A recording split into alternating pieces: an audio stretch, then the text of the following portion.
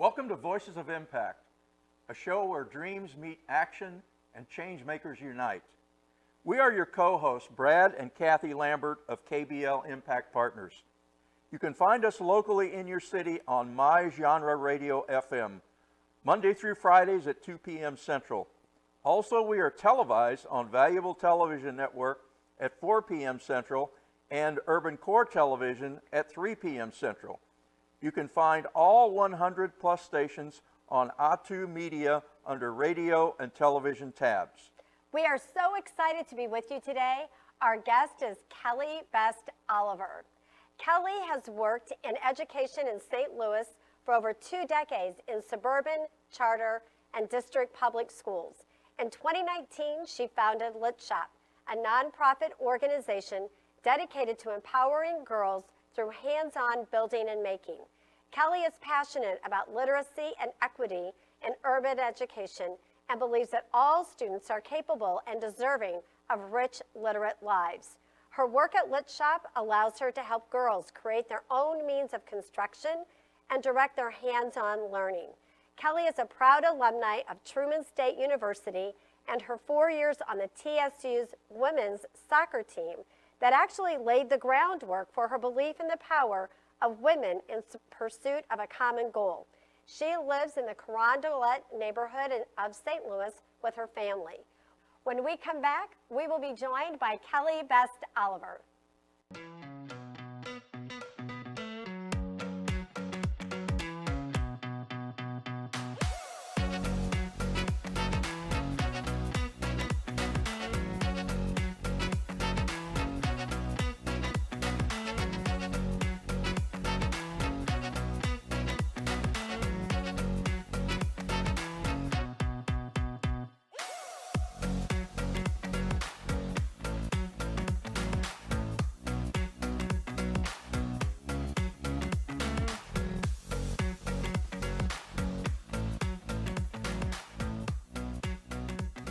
We are here today with our guest, Kelli Best-Oliver. Kelli, thank you for joining us. How are you doing? Thanks for having me. I'm so glad to be here. We're so excited. Yes. This is great. Let's begin with LitShop. What is it? What does it do? So LitShop is a nonprofit organization that provides after-school and summer programming for girls and gender-expansive youth ages 10 to 18. We pair literacy with hands-on building and making in a creative, collaborative environment in the hopes that we're building more powerful girls. So how do you go about doing that? Can you give us some examples? Yeah, so we try to provide girls with experiences that they're not getting in school. And so our literacy component might look like things like book clubs over books that they want to read that are interesting to them, writing workshops, publication. We have our own literary magazine, podcasting, storytelling, and we pair that with hands-on building and making with a special emphasis on early exposure to construction careers. So carpentry, woodworking, jewelry making, printmaking,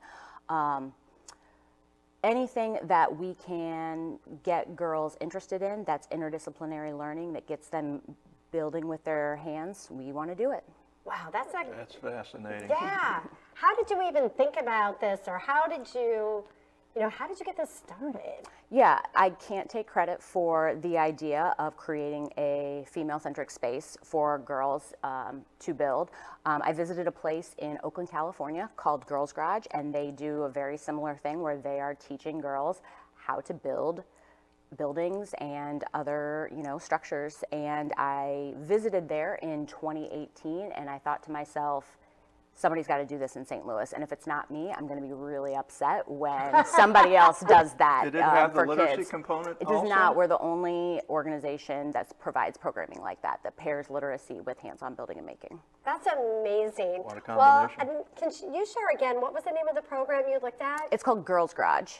And that's It's in Berkeley, California. It's Okay. an amazing organization. We aspire to be like them. That's incredible. Now, how did you come up with the name LitShop? Just combining our love for literacy and wanting to provide kids with engaging literacy opportunities. Okay. And combining it, making a shop, a place where they can both build with their hands, but also tell stories and, read the books that they want to read and kind of do all of those things. in one spot, which doesn't feel like a natural pairing, but we've found that it is really great in pulling in kids who might not normally be attracted to one or the other. We get the bookworms who might not know that they have the ability to build stuff out of wood, and then we get kids who are just dying to do something hands-on and maybe are resistant to engaging with literacy, and we give them the opportunity to explore that area too. So can you give us an example? So like through one of your Sure. So we different have a areas. workshop that just ended called Builder Book Club, where girls read together under the guidance of a literacy professional, in this case a high school English teacher. They read a book together and discussed that over the course of 8 weeks, and then they also built their own bookcases. wow. From cutting down the wood, measuring everything, joining everything together, sanding everything down, and now some of them are done, most of them are almost done, then painting them all up. They love the painting part, so that's just like one kind of example of what we do. That's incredible. So do you have volunteers that help you, or? We do have volunteers that help us with a lot of stuff, but all of our workshops, by and large, are taught by part-time staff who work for us. We have a bunch of literacy professionals, a lot of teachers, writers, poets, and then we have a lot of folks with just different backgrounds in the different verticals and content that we teach girls how to make. So architects, we've got a carpenter, we've got a woman who runs a custom cabinetry business. We're just looking for those kind of unicorn people who have a really cool skill set and have the ability to engage meaningfully with adolescent girls. So about how many hours of instruction does a typical group go through during the summer or after school session? Our sessions can vary in length. Almost all individual sessions are 2 hours long, and that can be anywhere from, we have a 3-week mini session happening right now, all the way to year-long workshops that we'll run with the same cohort of girls all year long, but generally 8 weeks, so about 16 hours a time for a typical workshop. And could you go a little deeper into the different programs that you have and how they sort of mesh together? Sure. So our bread and butter is our after-school programs that meet once a week with about 10 to 12 girls per group, through working through a series of literacy, hands-on building and making modules. So that's where we serve the majority of our kids are coming through once a week after school. And that includes at our school sites. We have 2 school partners this year where we meet at school. But then in addition to that, we have some other programs that we run at the same time. We have a youth entrepreneurship program that we piloted last year that has 2 threads. The first is our youth sell items that they make at a series of makers markets. In fact, we have one coming up this weekend. But they learn how to build a small business. So logo design, brand building, merchandising, basic accounting, bookkeeping, They learn all pricing. of They that? learn all of those things. We try and teach them all of those things so that they can set up their own little small business and learn how to sell the stuff that they make. And we've had some kids who have been tremendously successful doing that.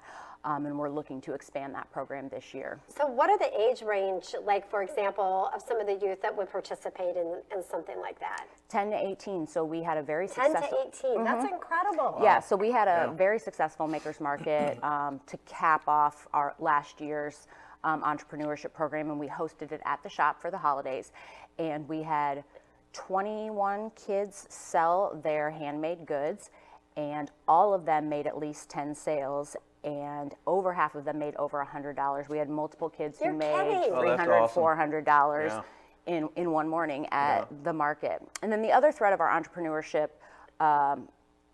program is our teen internship program. And so we currently have 3 teens who were in our very first public-facing workshop that we hosted in early 2020, and they all work for us now, and they're on payroll. And so they you're come in and they kidding. both assist Wow. in workshops, they assist in the shop, and then 2 of the 3 actually lead their own workshop starting this fall, where they're actually the leaders of those workshops and teach our youngest girls coming in. And we I also love build that. out some other internship experiences for them, helping them kind of decide what they're going to do in a So post-secondary it's coming landscape. full circle. Yep. And that's where has been so rewarding for us to have Yeah. our kids who have been with us from the beginning now sort of leading other kids, and that's been That's incredible. really great. So Kelly, what are the core issues that you're trying to address through the work of your organization? Sure, there's several because our work encompasses so many sort of different areas. One is that there is a wildly disproportionate representation of women in architecture, engineering, and construction fields. Less than 10% of the construction workforce, and that includes from tradespeople all the way to any typical office staff for any large business. 10% are women in the construction kidding, fields. Just 10%? 10%. And then in STEM fields, it's 25%. So it's you wanna not move much that better. needle. We'd love to move that needle because we know women are absolutely more than capable Absolutely. of working on job sites all the way up to leading corporations. Right. And so we're trying to address that disproportionate representation of women within architecture, engineering, and construction fields because we know that they can do it. And Right. youth are not getting exposure to that kind of stuff. Shop class doesn't exist anymore. It's Right. not something that I grew up taking shop class. Yeah. Lots of folks did, but Right. that doesn't exist anymore. And it definitely doesn't exist in the city. And so we're trying to provide opportunities for girls to be able to explore those career I love possibilities, this. That's right? fantastic. Yes. So there's that. There's also within the city of St. Louis a huge literacy gap. In the city of St. Louis, in public schools within the city, less than a quarter of kids are reading on grade level. And there's, we can talk about why that is, and there's lots of reasons, but I worked for a very long time in literacy education in the city, and I know that there is a lack of opportunity when it comes to engaging literacy opportunities for youth, things that they want to do, applying literacy to their lives, and so we're seeking to address that as well. And then the final kind of problem that we're trying to address is teen mental health and teen, especially among girls, the mental, emotional, social well-being of adolescent girls and adolescent gender expansive youth. The data that surrounds where our kids are at mentally right now is not great. And so we are trying to do all the things that we do in a very collaborative, supportive, empowering environment so that kids feel validated and You affirmed. want to help them through that Right. difficult period. Yes, adolescence is not fun for anyone, and so we're really trying to Right. be a safe, supportive space for them. Well, it sounds like, too, that you're very strategic in everything that you're doing. We're trying. And, that holistic approach as well, which is really, it's amazing. I love it. I think we are going to take a little break now, and we are going to be right back shortly. We are Voices of Impact, and our guest today is Kelli Best-Oliver. We'll be right back.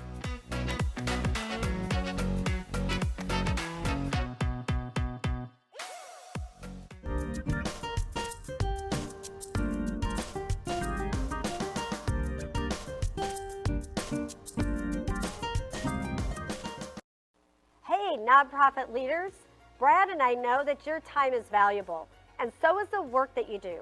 That's why we've created mini courses for nonprofit organizations that get straight to the point. That's right.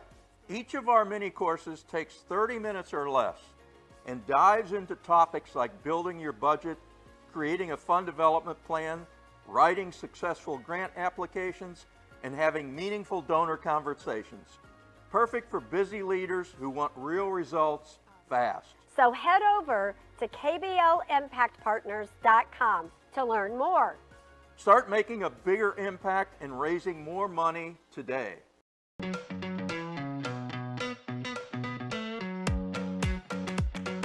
Welcome back to Voices of Impact, and our special guest today is Kelli Best-Oliver. Kelli, you do real-time building and construction at your location. Who do you partner with to help you with the materials and the training and that type of thing? We're super lucky to have several community partners who we could not do what we do without them. MyTech Industries is one of our largest supporters who help us out in a variety of ways. SM Wilson is a partner, Alberisi is a partner, Oh, yeah. Rosette Forever Homes, which is a smaller firm in the area, great partner who provides us with a lot of what we need to do. And that can be financial support, that can be material support. MyTech has a great R&D branch of their business, and when they have a new project, their R&D manager will often call me and say, I've got all these offcuts, can you use them right now? Oh, And then you're we can go out kidding. and get them, which is great. We have Rosette Forever Homes. They donate in the form of labor, so they have a woman project manager who is a carpenter, and she comes and teaches at the shop for 2 hours a week, a regular workshop, and that's how they support us. And that is so valuable to us because finding those huge. folks who can teach and have the skill set that we want, who are available at the times that we need them, and who are able to meaningfully engage with our youth, that's a real treasure to find those folks. And so that kind of supports. Mentoring aspect Yes. too, as you were saying, would be amazing. Yes, it's really great. And so we try to partner with and connect with as many construction, architecture, engineering firms as we can, especially finding those women who work in those firms to serve as mentors and sort of models for our girls. So it's most of the work that you do, and is that during the school time? Is it after school? Like what is just the structure? Predominantly after school. Okay. And so generally 2 hours after school once a week. We do have one of our school programs is sort of a hybrid. We meet at the end of the school day, carrying over into after school.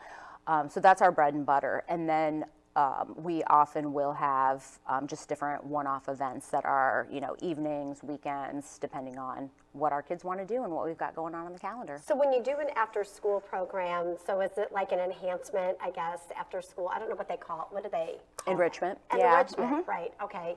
So do they provide then, I guess, the space for you and to be able to do? Yeah, for our school partners, and we've had several. We have 2 right now. For one of our school partners, we meet at school in a teacher's classroom. If we are doing larger things that we cannot do inside, for instance, we're cutting down wood, we can't do that inside, we might arrange for a field trip to the shop. So our school partners are all located within 1.5 miles right now of our building, and so we try to bring girls to the shop at least once a semester.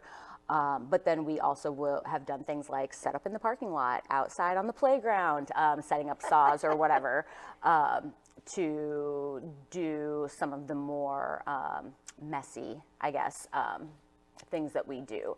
But then we also have one of our school partners regularly comes to the shop. And so depending on what kind of unit they're doing or whatever project they're working on, it might make more sense for them to just meet at the shop. And so one of our schools has the ability to transport their kids to the shop, which they do that, which is how nice. do you get them there? Yes, which is, that's very rare for that to happen, where a school would have the ability on a weekly basis to be able to transport kids. And then how many girls then participate and you can have like in an after-school program like that? We generally cap at 12 in the shop, depending on what we're making and building, just for supervision purposes. It can get really chaotic if we have more than that in the shop at any one time. But one of our school sites right now, we have 16, and it's just kind of dependent on what we're doing in the group of kids. So I want to follow up on the 12 girls in the shop. You got saws and cutting tools and all this other equipment, which you can hurt yourself pretty easily. How many people are there to supervise and instruct and are actually working with them? That's a great question, and I'd like to point out that we are very safe and have had no major injuries Good. ever. In our all LitShop That's youth huge. still have all of their fingers and toes that they came with. All of our workshops are led by 2 adults, and we generally sort of, depending on what we're doing, split that into 2 groups. And so half of the kids might go with and be doing literacy for the first half of the workshop, and the other half are over in the shop doing whatever they're going to do. And then they switch. And then that way kids, one, supervision-wise, that's just more, it's safer and it's more manageable for the adult. But 2, it allows us to foster relationships with kids, which is ultimately what we're trying to do, right? Foster meaningful relationships with kids, with trusted adults, and give them those relationships which are motivation to continue on with what we're doing. Sure. Well, your website, I think, is absolutely amazing. And so will you share that with the audience so they can get on your website, they can actually see what it is that you're doing? Sure. Our website is www.litshopstl.org, and we're on social media as LitShopSTL across all platforms. Wonderful. Beautiful. I think you answered this, but I want to go into it a little bit more. So your three, you call them threads, I think, or three levels of content: building and making, literacy, and leadership. And it sounds like those are all going on concurrently. Really? At the same time, yeah. Okay. So it's interwoven in the work that you're doing. Yeah, Is that right? yes, it is. And when we are, and so many of the things that we do are interdisciplinary, right? So, for example, we have a workshop right now that they're actually planning a whole event to showcase the interactive installations, art installations that they're building. And we're doing a ton of applied literacy, and the lines get very blurred when we're doing that, right? So kids are learning while they are building stuff for an event, they're also learning event planning skills, and they're learning how to draft a sponsorship letter, how to create a one-pager that we can for sponsorship opportunities and things like that. And so sometimes those lines are really blurred because it's an interdisciplinary project, and we love that because that's real-world learning. That's so applicable to what they're actually going to do in the real world. But I just lost my train of thought. We really try to embed the literacy and social emotional learning in everything that we do, right? Okay. And so we have norms that we ask kids to abide by where they don't even know that we are trying to build up their leadership skills or strengthen their mental health, but we're embedding it in what we're doing and really creating this environment where kids can feel safe, validated, affirmed, but also learn how to interact with each other, learn how to support each other, learn how to solve conflicts and problems and collaborate on projects. Kelli, how do the girls find out about your program? We do fly under the radar. However, word of mouth is very, very powerful. And that has been our best marketing tool. Once one kid finds out about LitShop and it's something that is exciting for them, then they tell their friends and their moms tell their friends. So we've been able to essentially fill to capacity with very little paid marketing, for sure. Wow. But social media, word of mouth, and then relationships. You know, we have a lot of teachers on staff. I worked in education for over 20 years. And so those relationships that we have, not necessarily with kids, but other adults who are working with youth, we are able to find those kids that LitShop is right up their alley. We're able to do that through the relationships that we already have professionally. So I heard you say you know a lot of the teachers. I didn't know if you were able to do much recruiting inside the schools or if that's a possibility. We don't have to. We will generally through email. We don't have to go in. Our kids are our best ambassadors, you know? And so That's kids will beautiful. bring friends, and that just helps us spread the word about what we're doing. Yeah. So when you do the classes, for example, at the school, are the girls, are they different ages, or is it all just one, generally just one? Usually at our group of school age? site, it's pretty homogenous. So for example, at one of our schools right now, Mann Elementary School in the Tower Grove South area, almost every 5th grade girl comes to LitShop on Wednesdays. Oh, really? Yes, and so that's so great because it's not just us being able to serve a lot of kids at that school. We're creating an experience that all of the girls in that cohort together will share.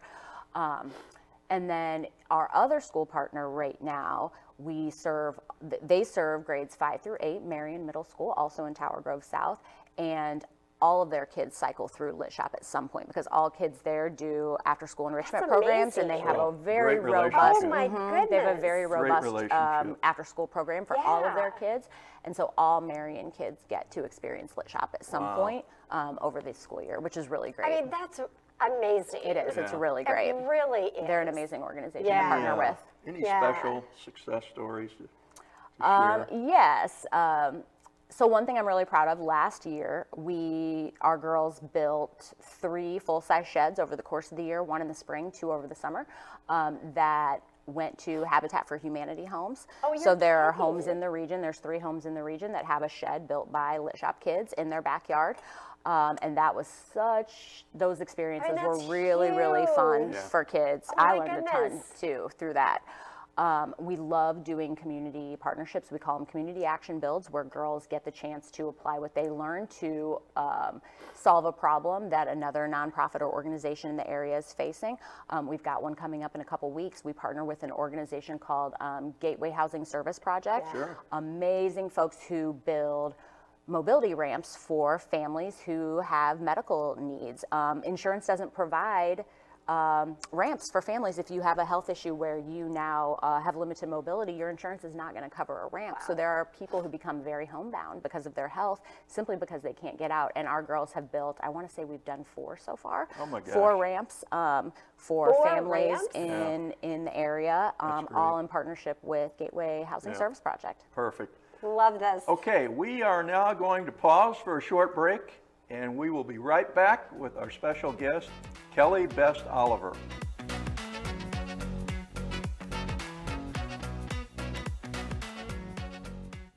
Nonprofit leaders, do you want expert insights to grow your impact? Subscribe today to the KBL Impact Partners YouTube channel. You will receive powerful fundraising strategies, leadership tips, and exclusive content from Voices of Impact, the show that spotlights changemakers just like you. Don't miss an episode. Get the tools, inspiration, and the expert advice to raise more and do more for your mission. Subscribe now at youtube.com/@KBL Impact Partners and start transforming your nonprofit today. We are back with Voices of Impact and with our guest, Kelli Best-Oliver. Kelli, we were talking over the break how the people that are now working for you were once students. What was that transition like, and how did you know those were the ones? Sure. So when our oldest kids, we grew our organization with our oldest kids. So when we started our first public-facing workshops where anyone in the community could participate in 2020, we had a group of girls where 3 of them continued to stay with LitShop, continued to do LitShop programming. And when they turned 16, we looked at what could we do to modify programming to give them more opportunities to help them once they graduate. And they all were very enthusiastic about working at the shop. And so we started out with this idea that having our older teens help out around the shop, assist in workshops would be great for them, right? It's a great leadership opportunity for them, and also helpful for us, being able to give some of those tasks that are time consuming, that aren't super fun, but that need to get done to run an organization, giving them some of opportunities to build their skills and help out around the shop. And then the two of them approached me about actually leading a workshop after they had assisted in some workshops and really had gotten a feel for what does it mean to transition from consuming sort of the content to leading it and imbuing younger girls with those lessons.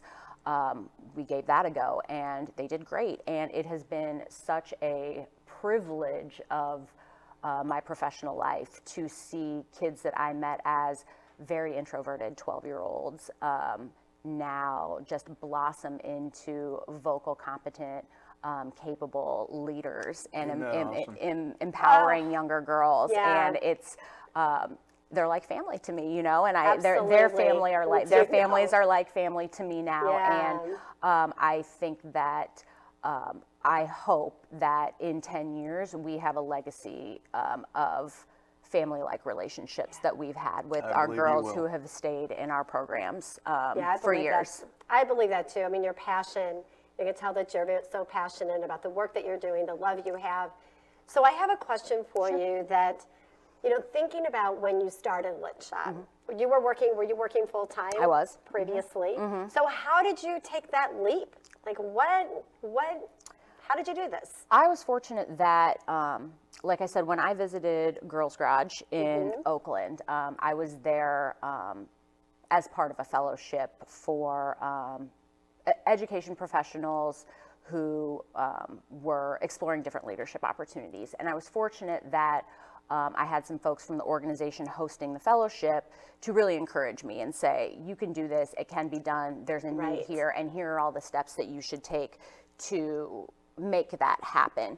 That being said, less than a year after I started LitShop and less than a year after I quit my job to work on LitShop full time, the pandemic hit. And so I feel like our trajectory for growth is not necessarily traditional. Sure. And we did a lot of things differently by necessity, and our growth path isn't typical. But I would say that any organization or any person who wants to start an organization, the first thing they need to recognize is, are there organizations in the area already doing what you're doing? And we can be passionate about a cause and a mission and a problem that we want to solve, but there are almost certainly other folks who are doing that work. And so you have to figure out, great advice. If you want to do that, are you duplicating efforts? And it's hard as someone who's a leader to say, okay, somebody else is already doing this, so you have to figure out, is there a way that you're meeting an unmet need within that vertical that you are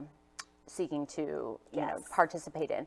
And then the second thing that I would encourage folks to do is just really not be afraid to ask for help. And that's something that I work on every single day of my life, making asks and getting folks to invest in what we're doing. But if I don't believe to my core that what we're doing is worthy investment, then I'm not going to be worthy of investment. I'm not going to be able to convince other folks to invest in the work that we're doing. And so reminding myself that what we're doing is meaningful and what we're doing is impactful and is changing kids' lives, believing that to my core, and then using that to lead when I go out and ask folks to invest in girls has helped tremendously. Yeah, well, and I know even just for myself, of starting the nonprofit that we had, that was my biggest obstacle at first of, my gosh, how am I going to ask? What am I going to do? And I would literally cry sometimes before I would go talk to somebody. Mm-hmm.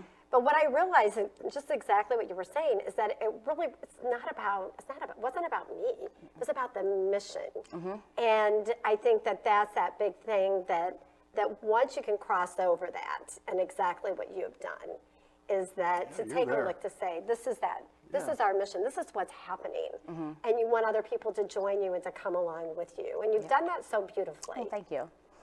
I also think that it is really important for folks who want to start an organization to recognize that you can have a really DIY ethos and hard work will get you really far, but you can't get as far as you want to if you're unwilling to delegate things, right? And so I big D word. The biggest turning point for me, I think, in terms of running an organization was saying to myself, we need an accountant, and it is well worth every penny we pay to pay a professional accountant to keep our books, right? I could have learned how to do all that stuff, and I was managing our books, but it certainly took me a lot more time, and it was I'm not a professional, and coincidentally, our accountant is the parent of one of our teens that works for us. We're keeping it all in the family, but recognizing where my time is better spent elsewhere, and it is worth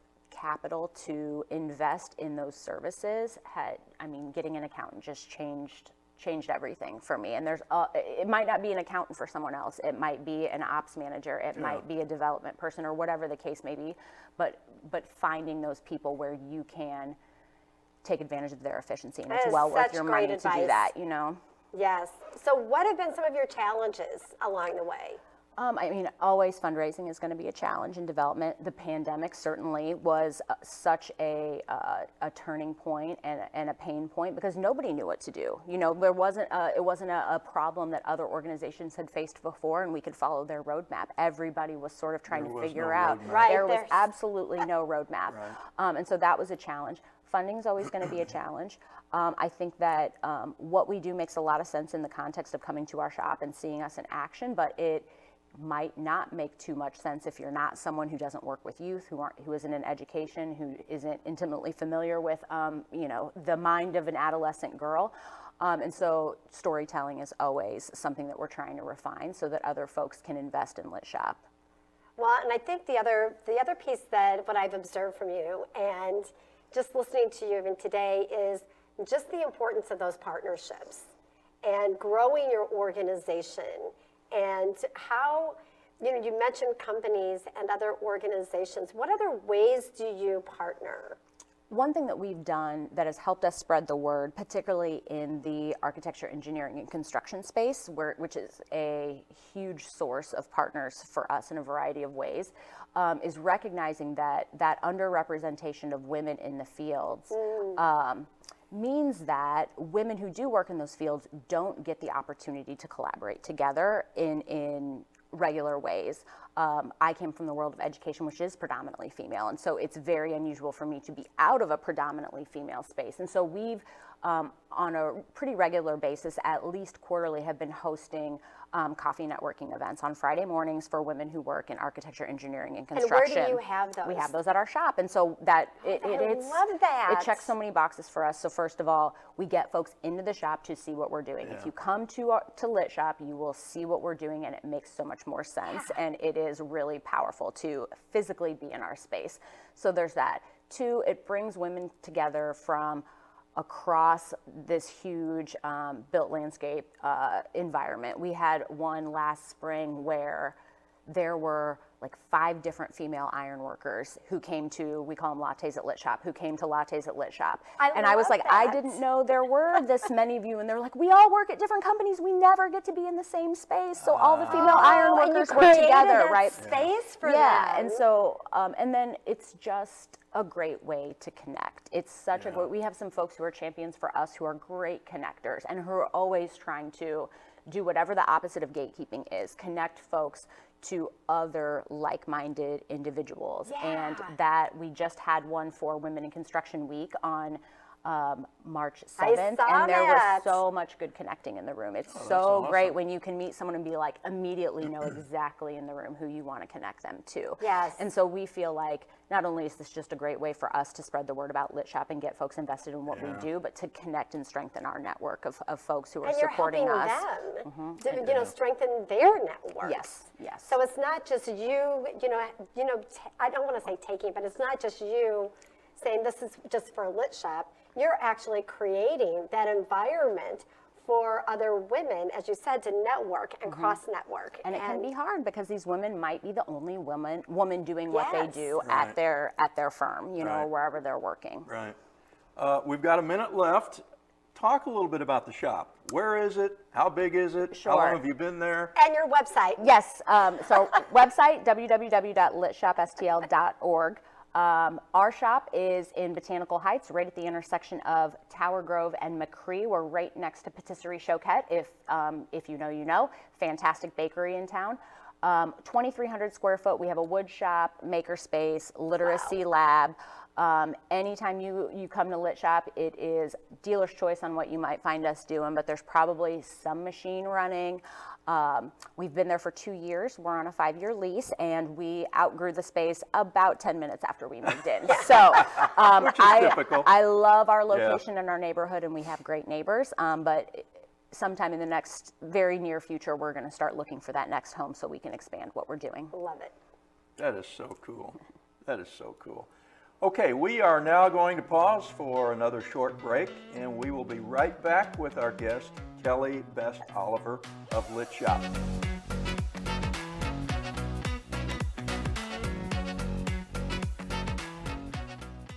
Welcome back to Voices of Impact, and our guest today is Kelli Best-Oliver.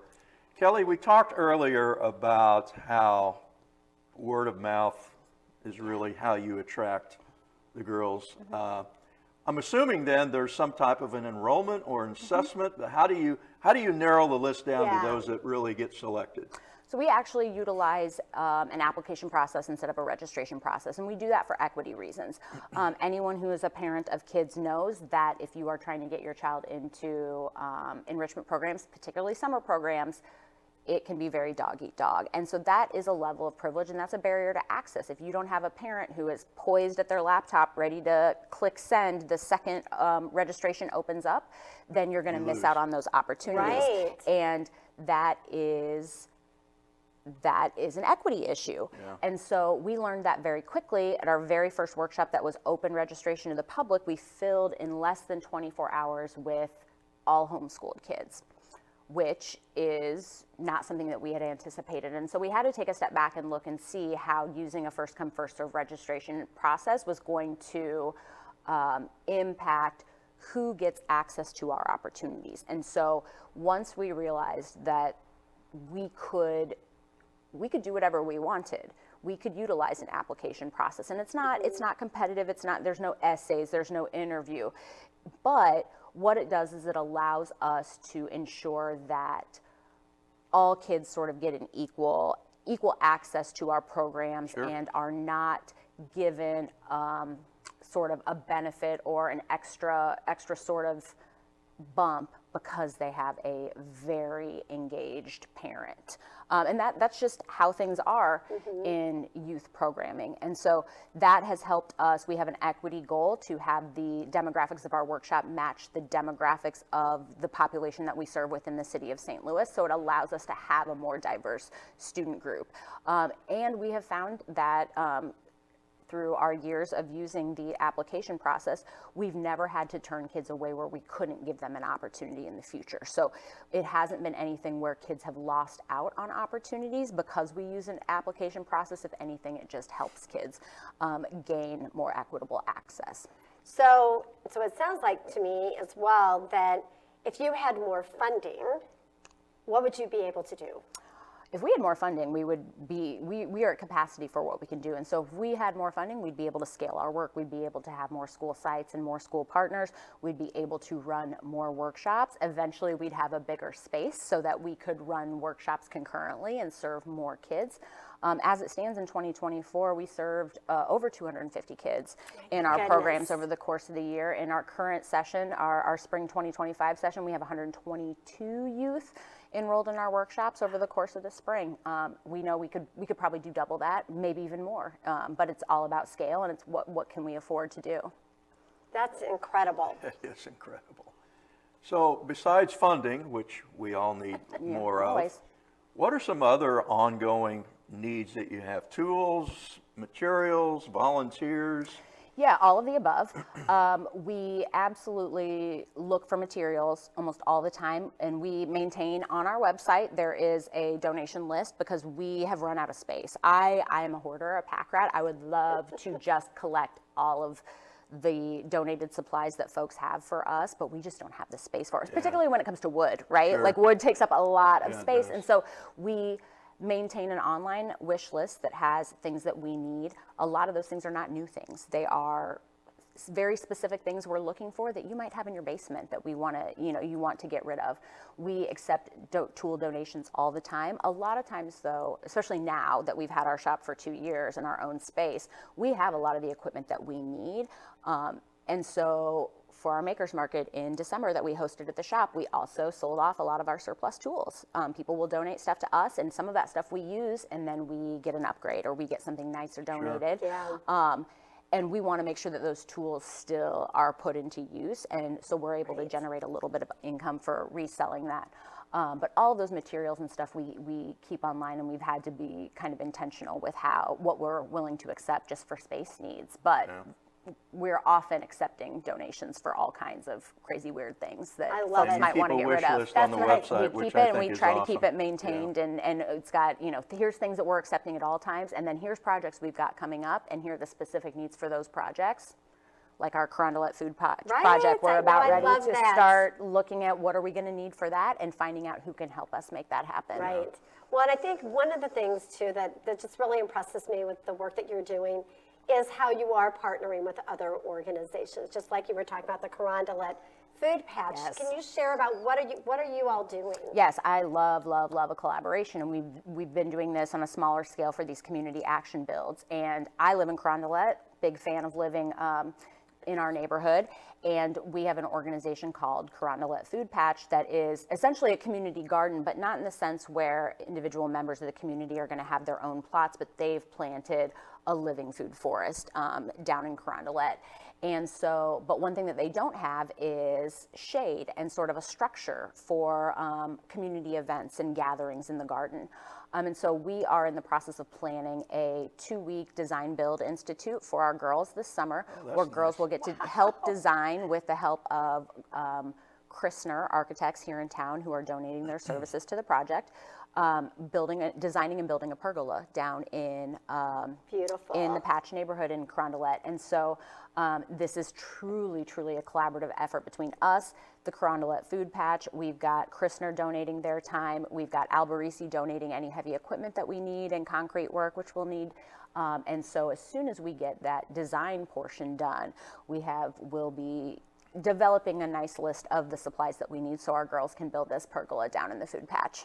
You are really leveraging community collaboration trying. like I'm crazy, trying. which is awesome. And I think that that's such a great advice. And going back again to our audience of, if someone is running a nonprofit and just the power of partnerships and collaborations. Yes, and I think there's one asterisk to that though, which is when, and I've learned this over the last couple of years, is when you're partnering, you have to make sure that those partnerships are proportionate, right? And so if we are the smallest organization with the least amount of resources, we cannot be responsible for the bulk of the heavy lifting, right? And so that's been a challenge, and something that I've learned over the years is a partnership has to be beneficial for us, right? It has to be something that is going to... And it's a two-way street, It's right? a two-way street, right? And so we are so interested and love partnering with organizations who recognize that and who are going to give as much as they get out of a partnership. And that finding that balance, I think, is really key. Well, and I think that that's such great advice. Sometimes we go into a partnership thinking, well, it's all about me, right? Or the vice versa. And so you've just done such a beautiful job on creating those partnerships and collaborations, which is so great, and the success of the work that you do, and it really shows. Thank you. So Kelli, you've been doing this for a while now. Yep. And I'm sure at the end of the day, there's still more to be done. Always. It doesn't get done.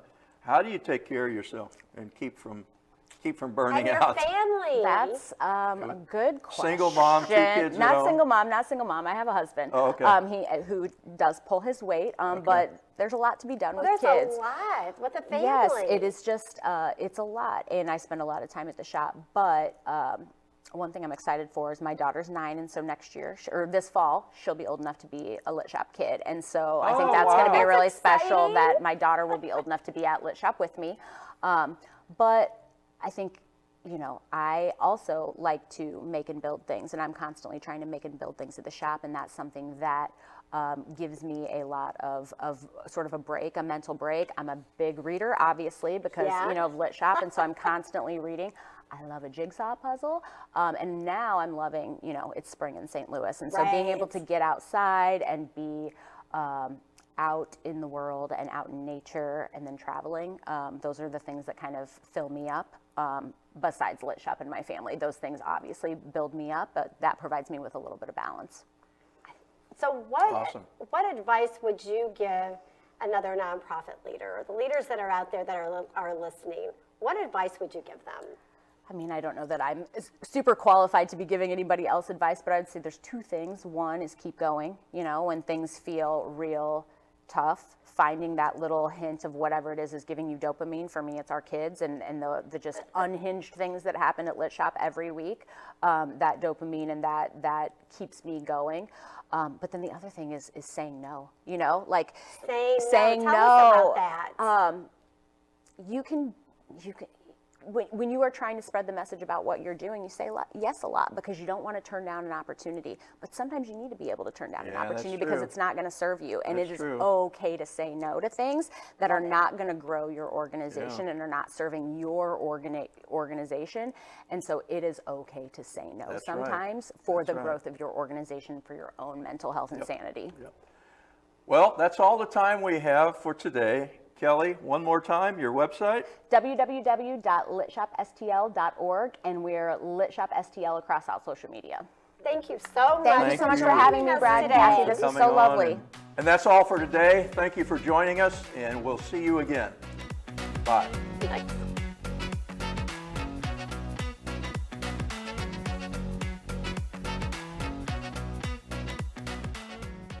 Are you a nonprofit leader awake at night worrying about your organization's future? You're not alone. Did you know a staggering 30% of nonprofits don't survive past 10 years? Often it's a simple reality. No money, no mission. There is hope. At KBL Impact Partners, we understand the value of every dollar and every donor. Did you know 58% of donors are willing to give more if they know the impact of their donation? That's why we've created Frame Up for Funding, our exclusive 12-week program designed to empower nonprofit leaders just like you. Learn how you can effectively communicate with donors and funders, demonstrating the lasting impact of their investments. Visit kblimpactpartners.com today and schedule your complimentary consultation. Together, let's make your mission possible. Join our Frame Up for Funding program, the 12-week accelerator by KBL Impact Partners. This proven program has helped nonprofits raise millions of new dollars by mastering donor engagement, board development, and funded programs. With only 10 organizations per cohort, you'll get personalized coaching and a clear, achievable funding roadmap to drive success. If you're ready for an explosive 2025, please schedule a meeting with us through our website at kblimpactpartners.com. We'd love to hear from you. Thank you for joining us on today's enlightening episode of Voices of Impact. Remember, each one of you has a power to make a difference in this world. With the KBL Impact Partners team of over 75 years of experience in the nonprofit and corporate sectors, we are with you on this journey. We stand ready as more than advisors. We are partners and mentors committed to your vision for a better tomorrow. It's about creating solutions that resonate with your unique mission with a dedication to personalized attention that brings out the very best in your organization. And if you're ready to take your organization to the next level, visit kblimpactpartners.com and schedule your complimentary consultation. Ignite your impact, amplify your vision, and elevate your mission to lead the social movement. This is Voices of Impact with KBL Impact Partners, where your mission fuels our dedication to social impact. Until next time, let's continue to be the inspiring voice of change in our communities and beyond.